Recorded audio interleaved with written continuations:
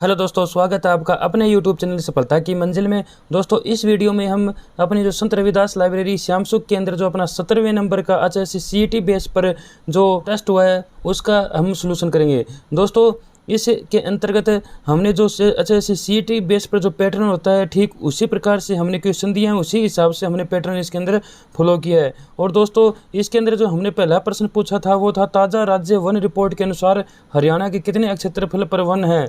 दोस्तों, इसका जो सही उत्तर होगा वो ऑप्शन नंबर ए हो जाएगा, जिसमें 1614.26 किलोमीटर स्क्वायर लिखा हुआ है। दोस्तों, ये यदि हम हरियाणा के कुल क्षेत्रफल जो है अपना 44,212 जो वर्ग किलोमीटर है उसका यदि हम इसका परसेंटेज निकालें तो वो 3.65% आता है। यानी हरियाणा का यदि प्रतिशत के आधार पर यदि वन पूछा जाए तो वो दोस्तों 3.65% होगा। और यदि क्षेत्रफल के हिसाब से पूछे तो ऑप्शन नंबर जो ए है 1614.26 की जो किलोमीटर स्क्वायर वो इसका सही उत्तर हो जाएगा। और दोस्तों, यदि हम देखें तो क्षेत्रफल के हिसाब से और प्रतिशत के हिसाब से यदि हम जिले की बात करें तो सबसे ज़्यादा वन पंचकुला जिले के अंदर है। और यदि हम क्षेत्रफल की दृष्टि से सबसे कम वन की बात करें वो दोस्तों पलवल के अंदर है। और यदि हम प्रतिशत के हिसाब से सबसे कम वन देखें तो वो दोस्तों फतेहाबाद जिले के अंदर है।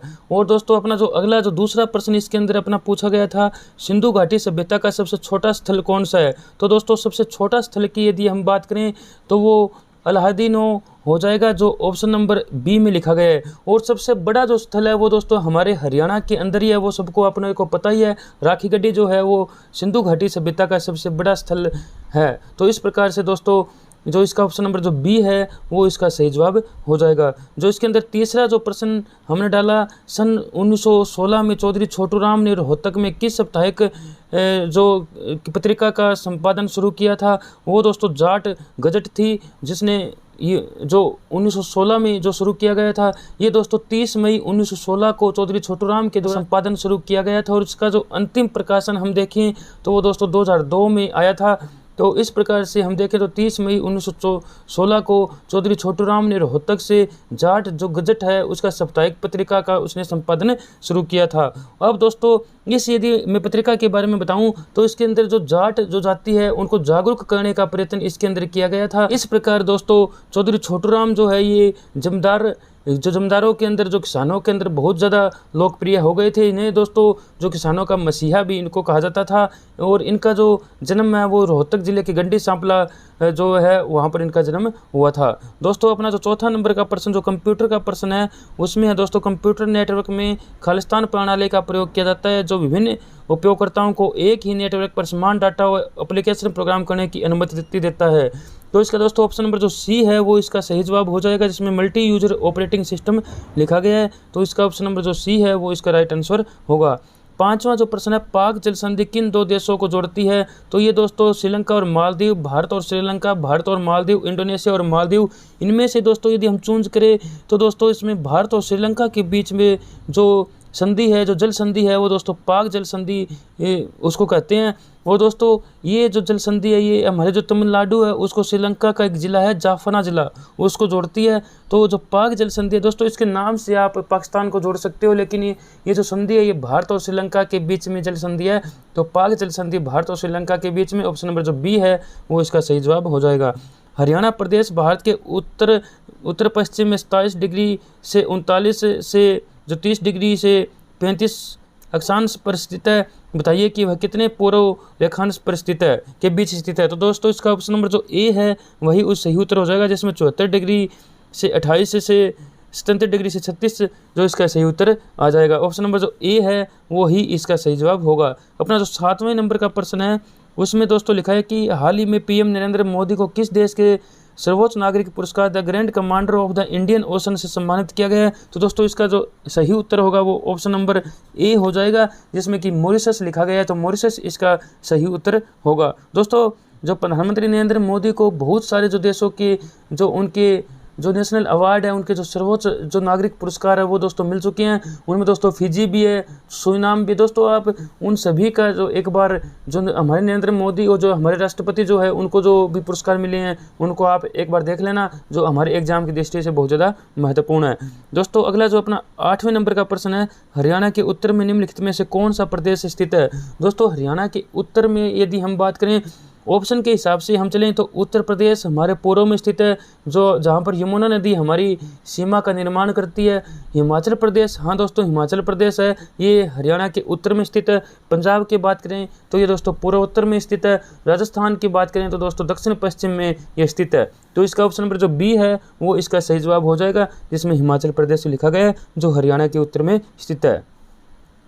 अपना जो 9वां प्रश्न है, बसई आंध्रभूमि हरियाणा के किस जिले में स्थित है। तो इसका गुरुग्राम ऑप्शन नंबर जो ए है वो इसका सही जवाब हो जाएगा। मौद्रिक नीति समिति का अध्यक्ष कौन होता है। दोस्तों यदि हमें वित्त मंत्री की बात करें तो ये दोस्तों जीएसटी जो परिषद होती है उसका अध्यक्ष होती है, जैसे कि निर्मला सीतारमण जी है, वो हमारे अभी जीएसटी समिति जो होती है जो परिषद होती है उसके अध्यक्ष है।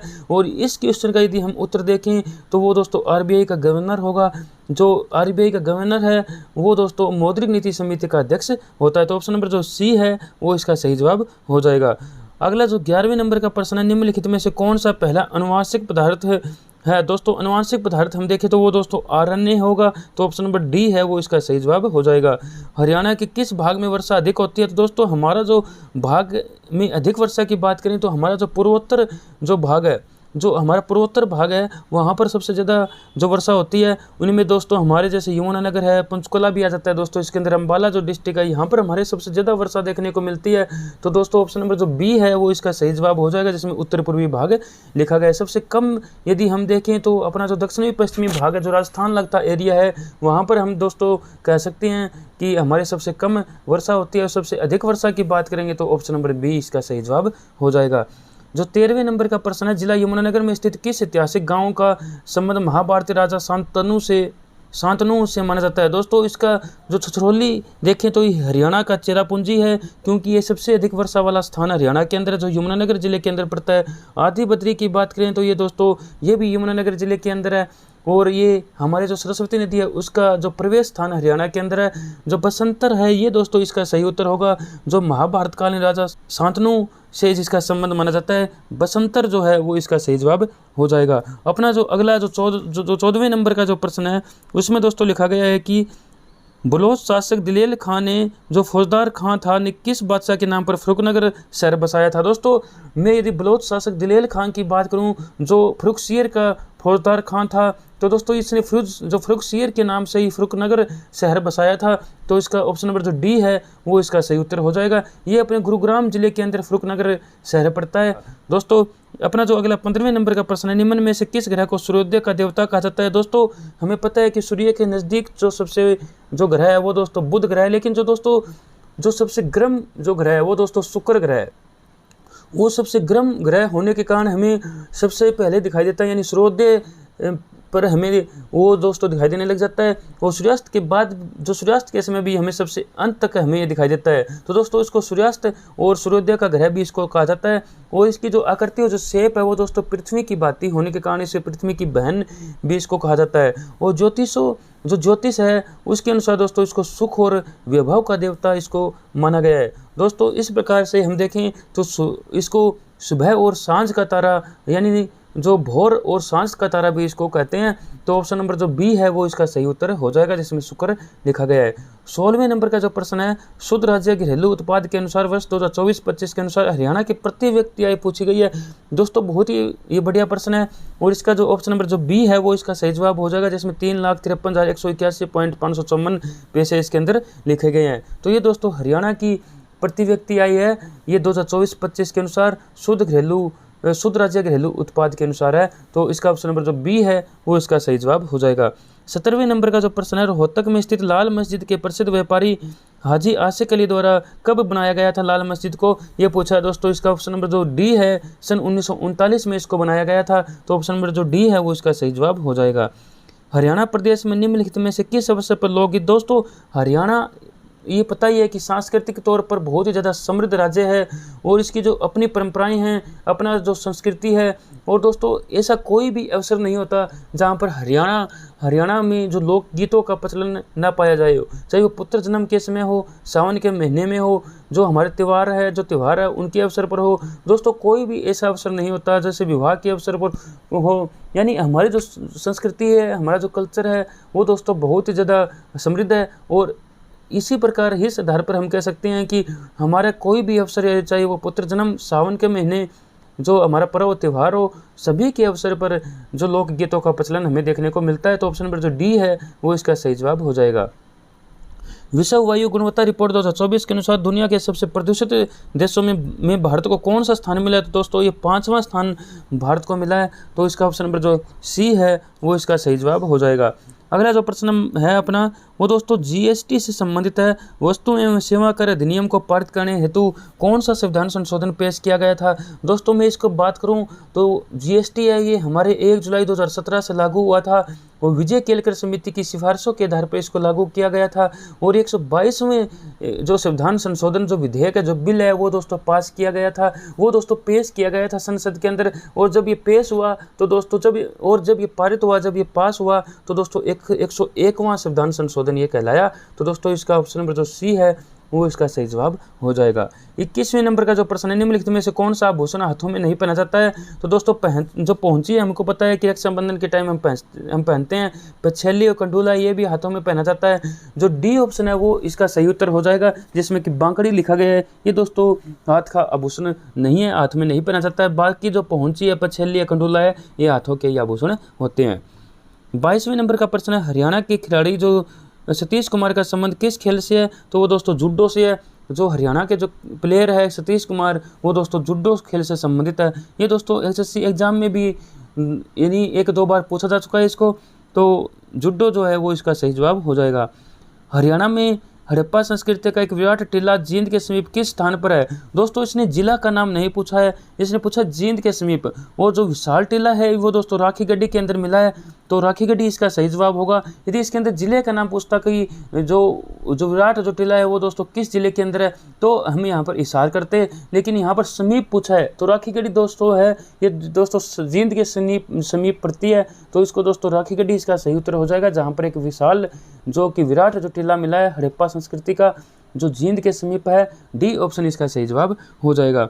24वें नंबर का प्रश्न है, प्रसिद्ध पुस्तक कुरुक्षेत्र के लेखक हम देखें तो रामधारी सिंह दिनकर, ये इसका सही उत्तर हो जाएगा। ऑप्शन नंबर जो ए होगा वो दोस्तों इसका ये दोस्तों वीर रस के कवि माने जाते हैं। और ये जो देशभक्ति जो इन्होंने बहुत सारे जो अपनी कविताएं लिखी है, तो रामधारी सिंह दिनकर जो है वो उन्होंने कुरुक्षेत्र जो पुस्तक है उन्होंने लिखी थी। ऑप्शन नंबर ए इसका राइट आंसर होगा। विरोधाभास का मिश्रण जो है वो दोस्तों मोहम्मद बिन तुगलक को कहा जाता था। ये दोस्तों सबसे ज़्यादा पढ़ा लिखा शासक रहा है जो तुगलक वंश का। और वैसे यदि हम तुगलक शब्द का अर्थ देखें तो दोस्तों इसका मतलब होता है कि विचित्र, मनमोजी और पागल व्यक्ति। जो एक विचित्र मनमोजी होता है, जो अपने मन की करने वाला होता है, जो पागल व्यक्ति होता है, उसको हम तुगलक कह सकते हैं। और दोस्तों जो यदि मैं मोहम्मद बिन जो तुगलक की 1-2 बातें आपको बताऊं तो इसने अपनी जो राजधानी है वो दोस्तों दौलताबाद स्थानांतरित कर दी थी। यानी दौलताबाद को राजधानी बनाने वाला ये शासक था। और तांबे की मुद्रा इसने चलाई थी। तांबे की मुद्रा इसने जो प्रणाली जो सिस्टम है वो इसने शुरू किया था। अब दोस्तों अपना 26वें नंबर का जो प्रश्न है, जिला पानीपत के भोली क्षेत्र में कौन सा कारखाना स्थापित किया गया है? तो दोस्तों इसके हम देखें तो भोली के अंदर अपना तेल शोधक जो कारखाना है, जो अपना दक्षिण एशिया का सबसे बड़ा जो कारखाना है, तो तेल शोधक जो कारखाना है वो इसका सही उत्तर होगा। यदि हम हवाई चप्पल बनाने का कारखाना देखें, वो दोस्तों हवाई चप्पल बनाने के कई कारखाने हमारे हरियाणा के अंदर है, लेकिन जो मुख्यतः जो विशेषता जो जहाँ तक सीमित है वो दोस्तों बहादुरगढ़ के अंदर आएगा इसका उत्तर। तो हम इस क्वेश्चन के अंदर जो भोली क्षेत्र में पानीपत के अंदर कारखाना पूछा गया है दोस्तों, ऑप्शन नंबर जो सी है तेल शोधक कारखाना इसका सही उत्तर हो जाएगा। अपना जो 27वें नंबर का प्रश्न है उसमें लिखा है ताज़ा राज्य वन रिपोर्ट के अनुसार सबसे अधिक झाड़ियाँ हरियाणा के किस राज्य में है, यानी किस जिले में है? तो दोस्तों महेंद्रगढ़ जिले में है। और यदि मैं क्षेत्रफल आपको बताऊं तो 40.09 किलोमीटर स्क्वायर वो क्षेत्रफल होगा। यदि सबसे कम झाड़ियाँ पूछ जाए तो वो दोस्तों जींद जिला आएगा, 0.08 किलोमीटर स्क्वायर इसका उत्तर होगा। और दोस्तों इस प्रश्न के अंदर जिसमें सबसे ज़्यादा झाड़ियाँ पूछी गई है तो दोस्तों महेंद्रगढ़, यानी ऑप्शन नंबर बी है वो इसका सही उत्तर हो जाएगा। अपना जो अगला प्रश्न है, जिला महेंद्रगढ़ में किस स्थान पर एक वीर्य बैंक स्थित है जहाँ पर तरल नाइट्रोजन प्लांट लगा हुआ है? तो दोस्तों इसका सही उत्तर नारनौल हो जाएगा, जहाँ पर जो एक वीर्य बैंक स्थित है जहाँ पर तरल नाइट्रोजन प्लांट लगा हुआ है। अपना जो अगला 29वें नंबर का प्रश्न है, हरियाणा सरकार द्वारा शराबबंदी कानून कब समाप्त किया गया था? दोस्तों मैं बताऊं तो जब हरियाणा में हरियाणा विकास पार्टी की सरकार थी, जो चौधरी बंसीलाल हमारे मुख्यमंत्री थे, उस समय जुलाई 1996 में शराबबंदी को लागू किया गया था। बाद में जब दोस्तों लोकसभा के चुनाव होते हैं तो हरियाणा विकास पार्टी यानी चौधरी बंसीलाल की करारी हार होती है, तो दोस्तों उसको ध्यान में रखते हुए बाद में 1 अप्रैल 1998 को इसको वापस ले लिया गया था शराबबंदी को। तो 1 अप्रैल 1998 यानी ऑप्शन नंबर जो डी है वो इसका सही उत्तर हो जाएगा। अगला जो अपना 30वें नंबर का प्रश्न है, जो करंट अफेयर का क्वेश्चन है, सिप्री की रिपोर्ट के अनुसार दुनिया का सबसे बड़ा हथियार आयातक देश कौन सा है? तो दोस्तों इसका ऑप्शन नंबर जो ए है यूक्रेन वो इसका सही उत्तर हो जाएगा। सिप्री की रिपोर्ट के अनुसार यह दुनिया का सबसे बड़ा हथियार आयातक देश है। 31वें नंबर का प्रश्न है, निम्नलिखित में से कौन सी बाल विकास परियोजना हरियाणा राज्य से संबंधित है? समेकित बाल विकास परियोजना, शिशु पोषण परियोजना, बाल स्वास्थ्य परियोजना, असहाय बाल विकास परियोजना। तो दोस्तों इसका ऑप्शन नंबर जो ए है वो इसका सही उत्तर होगा, जिसमें कि समेकित बाल विकास परियोजना है वो लिखा गया है। अपना 32वें नंबर का प्रश्न है, केंद्र सरकार के बजट के चालू खाते में व्यय की सबसे बड़ी जमद है? दोस्तों यदि हम देखें तो हमारे जो डिफेंस जो क्षेत्र है जो उसके अंदर भी हमारा बहुत ज़्यादा व्यय होता है, बहुत ज़्यादा एक्सपेंस होता है, लेकिन इसमें सबसे बड़े व्यय की चालू खाते के अंदर पूछा है तो दोस्तों वो ब्याज अदायगी होगा, ब्याज भुगतान होगा। दोस्तों हमारा बहुत सारा पैसा तो हमारा लोन का ब्याज चुकाने में चला जाता है और बहुत कुछ जो पैसा है वो हमारे डिफेंस में भी चला जाता है। तो ये 2 क्षेत्र है वो हमारे दोस्तों बहुत ज़्यादा कॉस्टली हमें दोस्तों पड़ते हैं।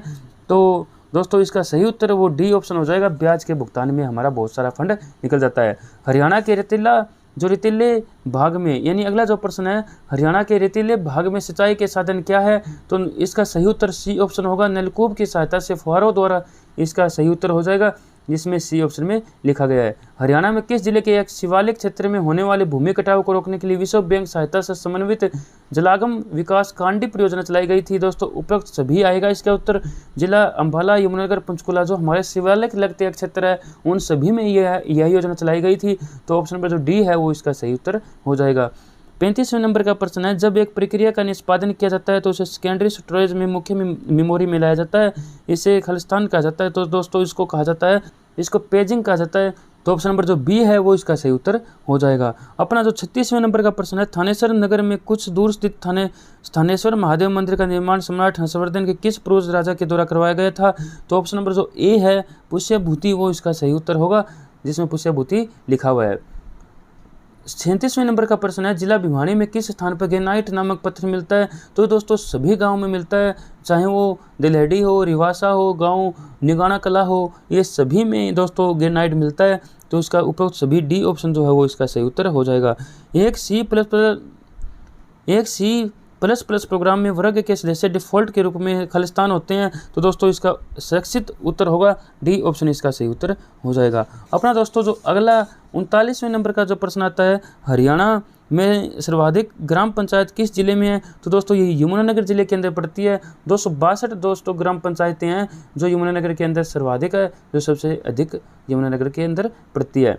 खेल विभाग हरियाणा का मुख्य ध्येय, दोस्तों ये प्रश्न बहुत ही अच्छा बनाया गया है, खेल से प्रगति की ओर, खेल सबके लिए, खेल से कैरियर हमारी पहचान, खेलों से हमारा योगदान। दोस्तों इसका ऑप्शन नंबर जो बी है वो सही उत्तर होगा, जिसमें खेल सबके लिए लिखा गया है। दोस्तों यदि हम हमारा इकोनॉमिक सर्वे देखेंगे तो उसके अंदर ये हमें स्पष्ट रूप से देखने मिलता है कि हमारा जो खेल विभाग है उसका मुख्य जो दृष्टिकोण है, उसका जो मुख्य ध्येय है वो दोस्तों खेल सबके लिए उसमें लिखा गया है। अपना जो अगला प्रश्न है, अब दोस्तों हमारे जो मैथ और जो रीजनिंग के प्रश्न है वो शुरू होते हैं। मैं दोस्तों इस फॉर्मेट के अंदर मैथ और जो रीजनिंग के वो सॉल्यूशंस में आपको डिटेल से तो नहीं दे पाऊंगा। उसके लिए दोस्तों मैं एक अलग से वीडियो आपके लिए लेकर आऊँगा, जिसमें मैं अपने मैथ और रीजनिंग के जो 30 के 30 प्रश्न हैं उनका मैं डिटेल सोल्यूशन दूंगा। दोस्तों इस फॉर्मेट के अंदर मैं आपको बताकर इनका सोल्यूशन आपको देता हूँ, जिसके अंदर 41वें नंबर का जो पहला प्रश्न मैथ और रीजनिंग के शुरू होते हैं उनमें लिखा गया है, अंतर्देशीय डाक का खर्च पहले 10 ग्राम के लिए 50 पैसे तथा प्रत्येक अतिरिक्त 10 ग्राम के लिए 15 पैसे हैं। यदि राम 27 ग्राम भारी पत्र को बेचना चाहता है तो उस पर डाक खर्च कितना होगा। दोस्तों इसमें 27 ग्राम लिखा है तो पहले 10 ग्राम के लिए 50 पैसा होगा, दूसरे जो 10 ग्राम के लिए दोस्तों 15 पैसे होंगे, तो 65 जो पैसे हुए अब तक, और अगले जो 10 ग्राम के लिए तो भी दोस्तों 15 पैसे ही उसको चुकाने होंगे। यानी आगे कितने ही ग्राम हो प्रत्येक 10 ग्राम के लिए अतिरिक्त 10 ग्राम के लिए 15 पैसे उसको चुकाने होंगे। यदि वो एक भी एक्स्ट्रा होता है, 1 ग्राम भी एक्स्ट्रा होता है तो भी दोस्तों उसको 10 पैसे ही चुकाने, उसको दोस्तों 15 पैसे ही चुकाने होंगे। तो वो दोस्तों 21 से लेकर 30 तक ग्राम के लिए दोस्तों वो दोस्तों 15 पैसे ही एक्स्ट्रा चुकाएगा। तो दोस्तों इस प्रकार हम देखें तो इसका उत्तर होगा वो 80 पैसे आ जाएगा। 50, 15 और 15 यानी इसको जोड़ेंगे तो 65 और 15 80 इसका उत्तर हो जाएगा।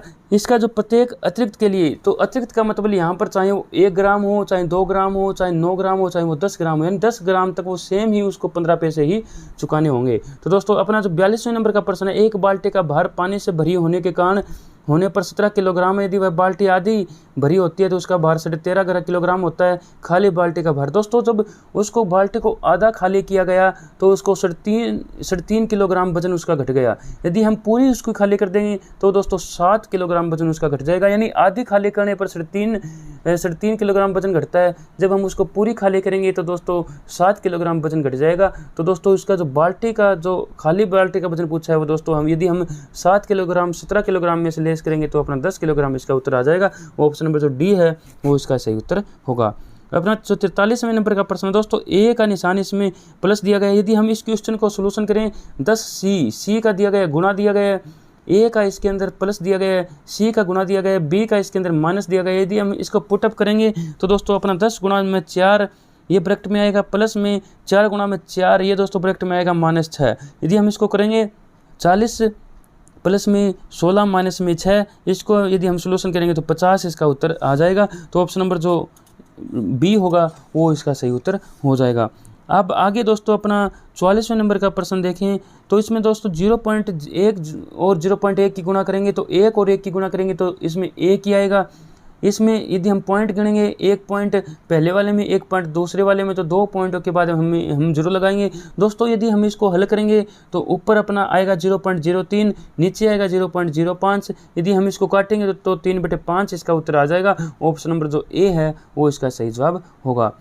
45वें नंबर का अपना जो प्रश्न है, गोपाल फल वाले के 5% सेब खराब हो जाते हैं जिसको वह फेंक देता है, वह शेष का 60% बेच देता है। यदि उसके पास 228 सेब बचे रहते हैं तो प्रारंभ में गोपाल के पास कितने सेब थे। दोस्तों यदि हम देखें उसके पास मान लीजिए 100 सेब थे, 5 सेब उसमें से खराब हो गए 5%, तो उसके पास 95 सेब उसके पास बचे। 95 में से दोस्तों 60% वह बेच देता है, 60% दोस्तों यानी 57 सेब वह बेच देता है। शेष उसके पास 38 सेब रहते हैं, यानी 95 में से 57 यदि हम ले तो 38 सेब उसके पास रहते हैं। और इसमें जो क्वेश्चन के अंदर दिया गया है वो दोस्तों 228 सेब बचे रहते हैं। तो ये दोस्तों 228 सेब की वैल्यू हम 38 के बराबर मानेंगे, तो 228/38 यदि हम टोटल संख्या ज्ञात करेंगे तो हम गुणा से 100 कर देंगे तो इसका 600 उत्तर आ जाएगा। ऑप्शन नंबर जो बी है वो इसका सही जवाब होगा। अपना जो अगला 46वें नंबर का प्रश्न आता है, निम्नलिखित शब्दों को यदि प्राकृतिक चढ़ते हुए क्रम में रखा जाए तो चौथे स्थान पर कौन सा शब्द होगा। यानी सबसे पहले भेड़ आएगा, भेड़ से ऊन, ऊन से धागा, धागे से कपड़ा, कपड़ा से कोट। तो दोस्तों ऑप्शन नंबर जो इसमें ए है जो कपड़ा वो दोस्तों चौथे स्थान पर आएगा, तो इसलिए इसका ऑप्शन नंबर जो ए है जिसमें कपड़ा लिखा गया है वो इसका सही उत्तर हो जाएगा। 47वें नंबर का प्रश्न है, कथन की सत्यता की पुष्टि कीजिए। रेल के लिए सबसे अधिक, दोस्तों रेल में यदि हम देखें तो दोस्तों पायलट भी होता है यानी ड्राइवर भी होता है, पंखे भी होते हैं, सवारी भी होते हैं और इंजन भी होते हैं, लेकिन सबसे अधिक आवश्यक की बात करें तो दोस्तों इंजन होगा। इंजन के बिना रेल का कोई भी अस्तित्व नहीं है। तो दोस्तों इसका सी ऑप्शन जो है वो इसका सही उत्तर हो जाएगा। एक लाल साड़ी पहने महिला की ओर संकेत करते हुए एक नीली साड़ी पहने दूसरी महिला ने कहा, इसके चाचा की बहन मेरे पुत्र की चाची है, बताओ नीली साड़ी वाली महिला लाल साड़ी वाली महिला की क्या है। तो दोस्तों इसलिए हम इसको हल करेंगे तो इसका बुआ उत्तर आएगा, डी ऑप्शन इसका उत्तर आएगा। दोस्तों मैं एक अलग से वीडियो लाकर मैं इसका पूरा अपने मैथ जो रीजनिंग है जितने भी डाउट्स है वो उनका मैं उस वीडियो के अंदर सोल्यूशन कर दूंगा। दोस्तों अभी के लिए इस वीडियो के अंदर मैं आपको इसका आंसर बता रहा हूँ। तो 49वें नंबर का जो प्रश्न है उसका डी ऑप्शन जिसमें बुआ लिखा गया है वो इसका सही उत्तर हो जाएगा।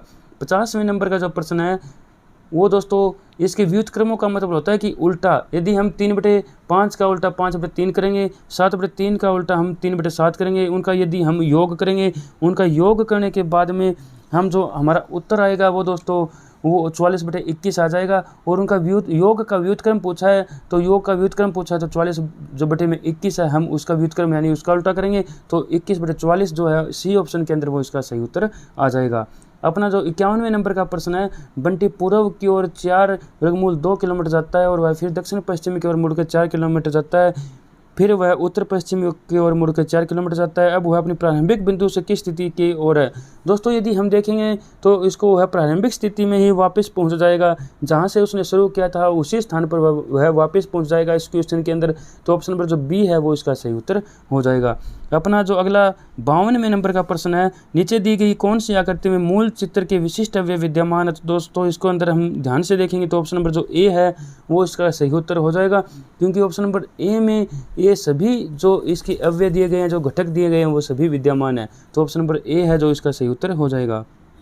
अपना जो अगला 53वें नंबर का प्रश्न है, रिक्त स्थान पर वैकल्पिक उत्तरों में से कौन सी संख्या आएगी। दोस्तों इसके अंदर यदि हम श्रृंखला बना के देखें इस क्वेश्चन को दोस्तों हम दो प्रकार से कर सकते हैं। हम एक रकम इसके अंदर यदि छोड़ के लें तो 2, 7, 14, 23 इस प्रकार से हम दोस्तों ले सकते हैं। दूसरी प्रकार से यदि हम संख्या लें तो 5, 11, 19, 29 इस प्रकार से भी यदि हम संख्या ले सकते हैं। और इनका यदि हम दो क्रमागत संख्याओं का यदि हम अंतर देखेंगे तो इस प्रकार से वो दोस्तों 5, 7, 9, 11, 13 आएगा। दूसरे प्रकार के यदि जो हमने लिया है उसमें यदि हम अंतर देखें तो 6, 8, 10, 12 अंतर आएगा। तो दोस्तों यदि हम पहले हिसाब से यदि हम संख्या लें 2, 7, 1 छोड़ के एक ले संख्या लें 2, 7, 14, 23 इस प्रकार से यदि हम संख्या लें तो दोस्तों इनका जो डिफरेंस है वो 5, 7, 9, 11 और 14 आता है। इस प्रकार से दोस्तों यदि हम अंतर लें तो 23 के बाद में हम इसके अंदर 11 ऐड करेंगे तो 11 ऐड करेंगे तो इसका उत्तर दोस्तों 34 इसका उत्तर आ जाएगा। यानी 2, 7, 14, 23 और 23 के बाद में इस प्रकार से यदि हम इनका डिफरेंस देखें तो 5, 7, 9, 11 इस प्रकार से इसमें 11 ऐड करेंगे तो 34 इसका सही उत्तर हो जाएगा। विशेष चौराहे पर आगमन सूचक बत्ती प्रत्येक 40 सेकंड बाद बदलती है, उससे अगले चौराहे पर आगमन सूचक बत्ती प्रत्येक 32 सेकंड बाद बदलती है। एक समय में वो इकट्ठी बदलती है, बताओ कितने समय बाद वो इकट्ठी बदलेगी। दोस्तों यदि हम इसको करें तो वो 64 सेकंड, 160 सेकंड, 80 सेकंड और 8 सेकंड आएगा। हमें ऐसा इसमें यदि हम इसको ऑप्शन के हिसाब से भी करें तो इसको हमें ऐसा ऑप्शन चुनना है, हमें देखना है जो दोनों संख्याओं से 40 और 32 से पूर्णतः भाग हो जाए। तो दोस्तों ऐसा ऑप्शन जो 160 सेकंड है अपना, तो 160 सेकंड इसका सही उत्तर हो जाएगा। इस प्रकार से हम इस क्वेश्चन को कर सकते हैं। दोस्तों इसके अंदर वो सबसे जो छोटी से छोटी संख्या निकालनी होती है जो इन दोनों संख्याओं से पूर्णतः भाग हो जाए। तो दोस्तों 160 सेकंड इसका उत्तर आ जाएगा जो ऑप्शन नंबर बी में लिखा गया है। अपना जो अगला 55वें नंबर का है, एक नल एक हौज को 10 घंटे में भर सकता है तथा दूसरा नल उस हौज को 15 घंटे में खाली कर सकता है।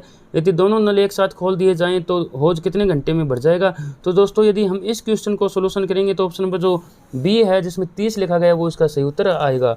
अपना जो अगला 56वें नंबर का प्रश्न है, इसमें दोस्तों यदि हम इसका सीक्वेंस देखें तो पहले 5.5 लेस है, फिर 3.5 लेस है, फिर 5.5 लेस है, फिर 3.5 लेस है। इस प्रकार आगे हम 5.5 इसमें से लेस करेंगे तो इसका ऑप्शन नंबर जो बी है वो इसका सही उत्तर हो जाएगा, जिसमें 65 लिखा गया है। 65 सही है, 2 लिखा गया है, ये इसका सही उत्तर हो जाएगा। 4 विकल्पों में से कौन सी विकल्प की संख्या खाली स्थानों पर सही प्रकार आती है। दोस्तों यदि हम इसको करें तो पी और क्यू के बीच में कोई डिफरेंस नहीं है, इसके अंदर संख्याओं के बीच में 2 का डिफरेंस है। वी और एक्स के बीच में 1 का डिफरेंस है तो 4 का अंतर है। वो जी और आई के बीच में भी हम देखें तो 1 का अंतर है, तो 4 का डिफरेंस आएगा। यदि हम ऑप्शंस को देखें तो डी ऑप्शन है वो यहाँ पर सुटेबल करता है, जिसमें 18 और 14 दिखाया गया है, यानी यहाँ पर 4 का डिफरेंस है। पहले बड़ी संख्या लेनी है, फिर छोटी संख्या लेनी है, तो 18 और 14 इसका सही उत्तर हो जाएगा। एक फार्म में मुर्गियों, सूअर और घोड़ों के अनुपात 10:2:3 है। यदि फार्म में 120 मुर्गियां हो तो फार्म में घोड़ों की संख्या, दोस्तों इसमें मुर्गियों का अनुपात 10 है और बाकी सूअरों और घोड़ों का अनुपात देखें तो 2 और 3 5 है। यानी जो मुर्गियां हैं वो सूअरों और जो घोड़ों की संख्या की दुगनी है। यानी जो मुर्गियां 120 है तो दोस्तों सूअरों और घोड़ों की संख्या होगी वो 60 हो जाएगी, क्योंकि जो मुर्गियां हैं वो दोस्तों 10 है, तो सूअरों और जो घोड़े हैं वो दोस्तों 5 ही है। तो इस प्रकार से 120 मुर्गियां हैं तो सूअरों और घोड़ों की संख्या 60 है। तो टोटल संख्या का हमें पता चल गया 120 और 60 180 आ जाएगी। फार्म में घोड़ों की संख्या पूछी है तो 180 जो हमारे पास कुल संख्या है उसमें से घोड़ों का अनुपात वो 3/15 है, तो 3/15 इसका हम करेंगे तो 36 जो है बी ऑप्शन वो इसका सही जवाब हो जाएगा। तो ऑप्शन नंबर जो बी है वो इसका सही जवाब होगा, जिसमें 36 लिखा गया है। 59वें नंबर का जो प्रश्न है, विपिन और प्रकाश ने 1210 रुपये का लाभ इस प्रकार बांटा कि विपिन का 2/5 भाग प्रकाश के 1/3 भाग के बराबर था, तो प्रकाश को कितना धन मिला। यदि हम इस क्वेश्चन को हल करेंगे तो 660 रुपये इसका उत्तर आएगा। डी ऑप्शन जो है वो इसका सही जवाब हो जाएगा। दोस्तों एक अलग से वीडियो लाकर मैं इनका डिटेल सोल्यूशन आपको दूंगा, अभी के लिए मैं आपको इनका आंसर आपको बता रहा हूँ। तो इसका ऑप्शन जो है डी है वो इसका सही उत्तर हो जाएगा। रिक्त स्थानों पर कौन सी आकृति आएगी, तो आकृति सी जो है वो इसके स्थान पर आएगी, तो ऑप्शन नंबर जो सी है वो इसका सही जवाब हो जाएगा। अपना जो 61वें नंबर का जो प्रश्न है, जिसमें लिखा है कि सोहन ने एक पुरानी कार 6200 रुपये में खरीदी और 1700 रुपये उसकी लागत पर व्यय कर दिए, तो यानी उसी समय उस पर व्यय किए गए हैं तो उसकी लागत में ऐड होंगे, तो उसकी लागत बढ़कर 7900 रुपये हो जाएगी और उसको 8200 रुपये में बेचा है, तो लाभ जो दोस्तों उसका 300 रुपये आ जाएगा। यानी 8200 रुपये में बेचा है, लागत इसकी 7900 है, यानी वह उसी समय उस पर खर्च करता है जिस समय वह लेकर आता है, तो दोस्तों उसकी लागत में हम ऐड करते हैं। यदि वह बाद में ऐड करता है, साल 6 महीने बाद में चलाने के बाद में उस पर ऐड करता है, तो हम उसको ऐड नहीं करेंगे, क्योंकि वह उसकी मेंटेनेंस कॉस्ट उसकी मानी जाती है। अब वह उसकी रिपेयर करवा रहा है, उसकी मरम्मत करवा रहा है, उसको खरीदते ही, तो दोस्तों उसकी कॉस्ट में हम ऐड करेंगे। यानी वह जो कार है वो उसको 7900 में उसको पड़ी है और 8200 में उसको बेची है, तो 300 रुपये उसका लाभ हम मानेंगे। 62वें नंबर का जो प्रश्न है कि वृत्ताकार और दूसरे चौरस वर्गाकार मैदान की परिसीमितियां, जो दोस्तों परिमितियां जो होती है, परिमितियां का मतलब होता है परिमाप, वो दोस्तों जो समान है, परिमाप का मतलब होता है चारों ओर की दूरी।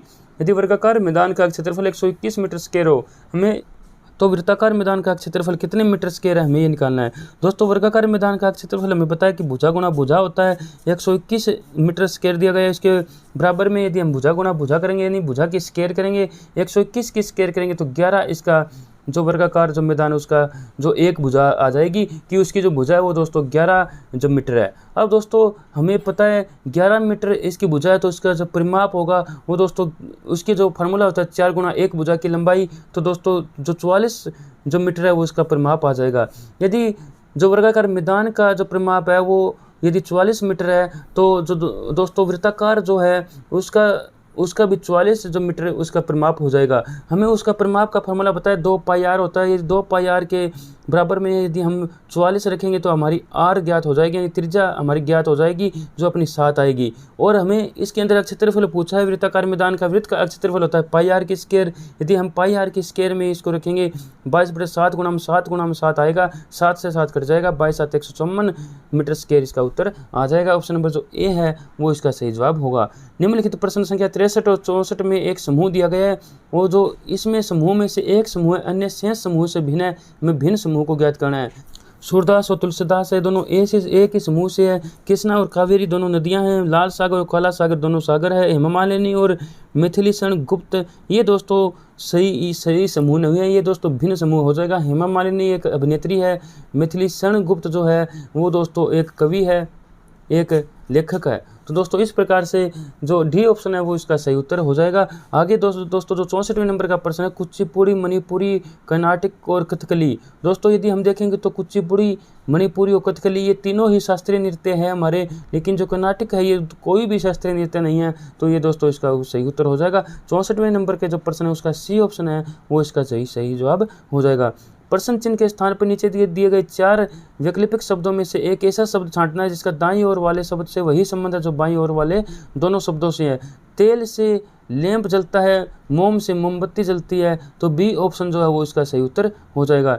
यदि किसी सांकेतिक भाषा में दैन को RLBS लिखा जाता है तो AEPG को किसके लिए लिखा जाएगा? तो दोस्तों इसका ऑप्शन नंबर जो होगा वो अपना दोस्तों ऑप्शन नंबर जो सी है वो इसका सही जवाब हो जाएगा, जिसमें कि CASC लिखा गया है। दोस्तों इस क्वेश्चन को हम इस प्रकार से हल करेंगे कि जो पहला जो शब्द है उसके पहले और तीसरे अक्षर है यानी टी और ई है, वो दोस्तों दूसरे शब्द के संगत अक्षरों यानी जो पहला और तीसरे अक्षरों के 1 व 2 अक्षर बाद में है, यानी जो टी वो दोस्तों यदि हम दूसरे अक्षर का पहला अक्षर देखेंगे वो आर के एक अक्षर छोड़ के यानी टी है, RST यानी एस को छोड़ के टी है। इस प्रकार से यदि हम ई और बी का देखेंगे तो वो दोस्तों 2 अक्षर छोड़ के है, C और D छोड़ के दोस्तों ई है। उसी प्रकार हम देखें तो दोस्तों पहले शब्द के दूसरे व चौथे अक्षर यानी दूसरा जो शब्द अच है, चौथा जो अक्षर है वो दोस्तों अन है, वो दोस्तों वो दूसरे जो अक्षर है वो दूसरे शब्द के संगत अक्षरों यानी दूसरे और जो चौथे अक्षरों के 3 व 4 अक्षर पहले है। तो दोस्तों यदि हम एल से हम देखें तो 3 अक्षर पहले है एच, और यदि हम एस देखें तो एस से 4 अक्षर पहले एन है। तो इस प्रकार से यदि हम इसको करेंगे तो ऑप्शन नंबर जो सी है वो इसका सही उत्तर हो जाएगा, जिसमें CASC लिखा गया है। अपना जो अगला 67वें नंबर का जो प्रश्न आता है उसमें दोस्तों दिया गया है कि एक 200 मीटर लंबी रेलगाड़ी विपरीत दिशा में आती हुई 180 मीटर लंबी रेलगाड़ी को 4 सेकंड में पार करती है। यदि लंबी गाड़ी की चाल 40 मीटर प्रति सेकंड है तो छोटी गाड़ी की हमें चाल ज्ञात करना है। दोस्तों ऐसे क्वेश्चंस को हम सोल्व करने के लिए हम क्या करते हैं कि इनकी जो चाल होती है उनको भी जोड़ते हैं, उनका जो दूरी होती है, उनकी जो डिस्टेंस होती है उसको भी हम जोड़ते हैं। यदि हम इन दोनों की डिस्टेंस को जोड़ें तो वो 200 और 180 मीटर यानी 380 मीटर हो जाएगी। 380 मीटर वो दोस्तों हमें उत्तर में भी प्रति सेकंड निकालना है, हम दोस्तों प्रति सेकंड के हिसाब से लेकर चलते हैं।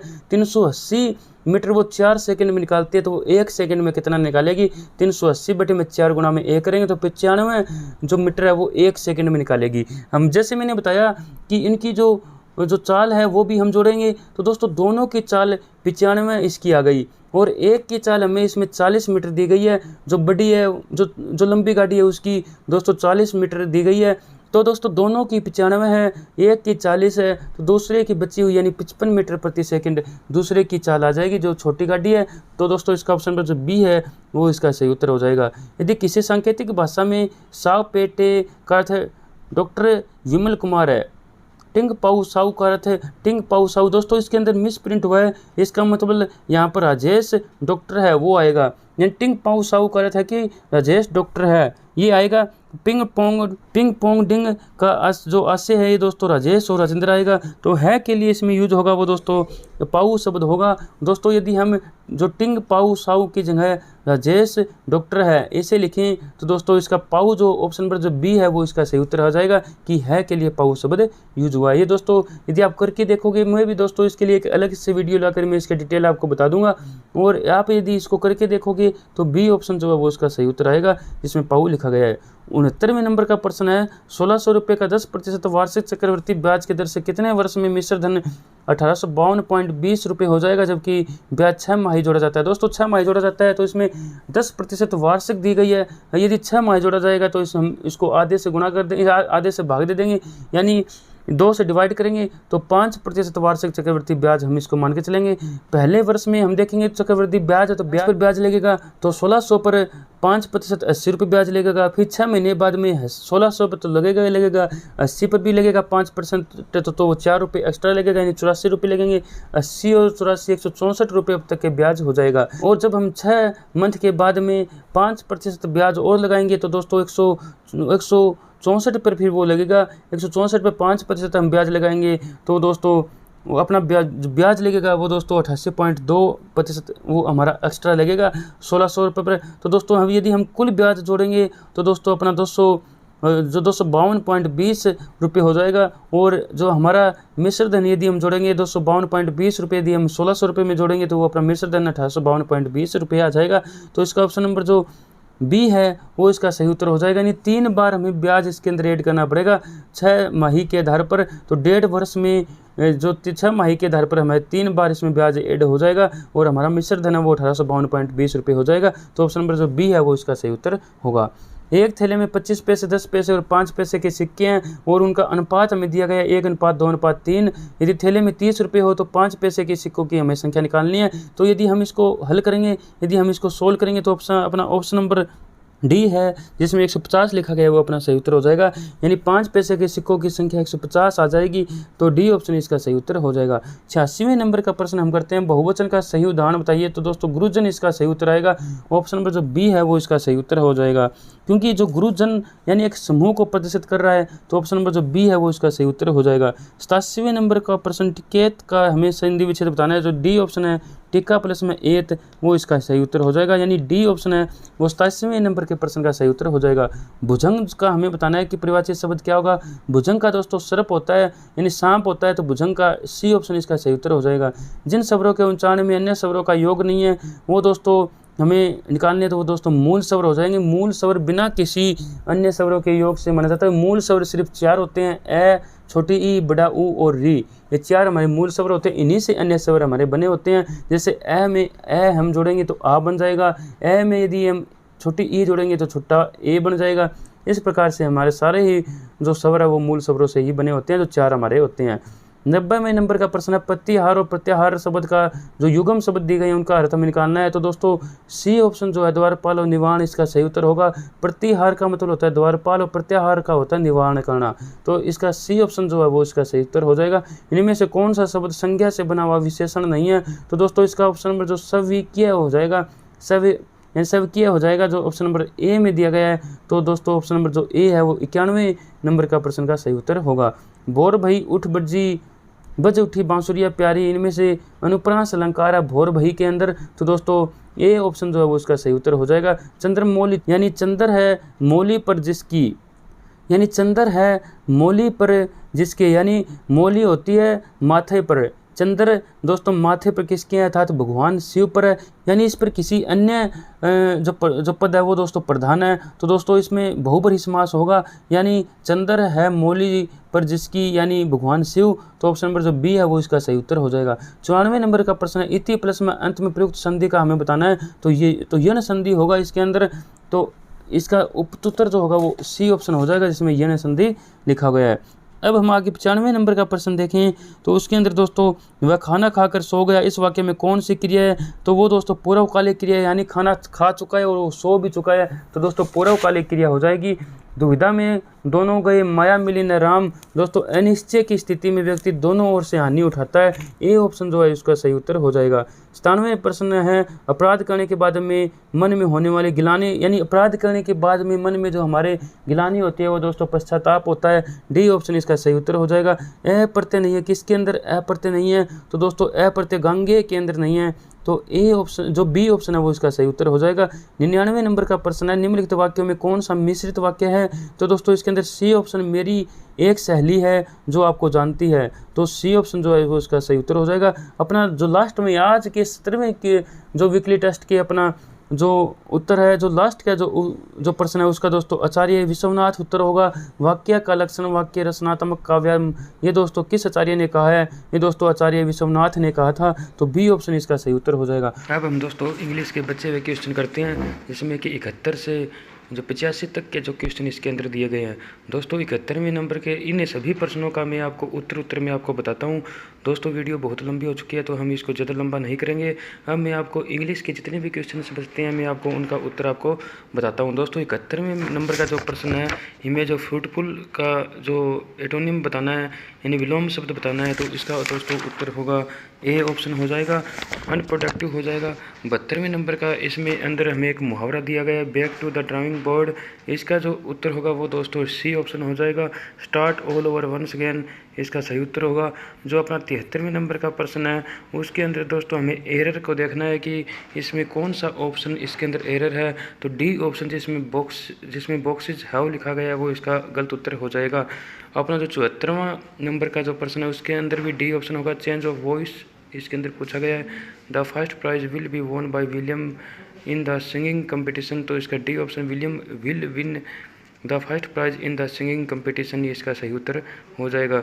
75वें नंबर के प्रश्न जो है अपना, इसके अंदर हमें स्पीच, इसके डायरेक्ट स्पीच इसके अंदर बतानी है, और इसके अंदर 75वें नंबर के प्रश्न का भी डी उत्तर जो सही होगा, जिसके अंदर the principal said to me you are in charge of the admission cell, इसका सही उत्तर हो जाएगा। डी ऑप्शन इसका सही जवाब होगा।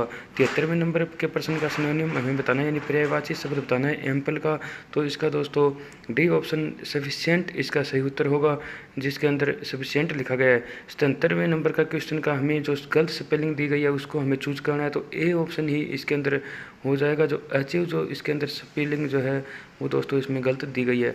78वें नंबर के क्वेश्चन का द स्टडी ऑफ बर्ड्स के अंदर जब हम जो पक्षियों का अध्ययन करते हैं वो दोस्तों उसको ऑर्थोलॉजी कहा जाता है, यानी डी ऑप्शन इसका सही उत्तर हो जाएगा। 79वें नंबर का जो प्रश्न है इसका सी ऑप्शन सही होगा, जिसके अंदर 2 4 3 1 का जो सीक्वेंस बनेगा, तो दोस्तों इसका तीसरा जो उत्तर है जो यानी सी ऑप्शन है वो इसका सही उत्तर हो जाएगा। अपना जो अगला जो प्रश्न है, जो 80वें नंबर का जो प्रश्न है उसमें दोस्तों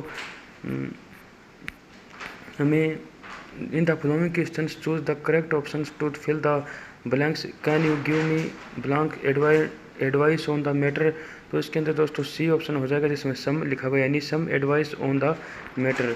81वें नंबर का प्रश्न था boss will grant you long leave blank the rules of the company, इसके अंदर दोस्तों अपना B option in accordance with इसका सही उत्तर होगा। 82वें प्रश्न का दोस्तों डी ऑप्शन जिसमें विहेर लिखा गया वो सही उत्तर हो जाएगा। 83वें नंबर का जो दोस्तों डी ऑप्शन जिसमें कि डिस्टर्ब, जिसके अंदर डिस्टर्ब लिखा गया वो इसका सही उत्तर होगा।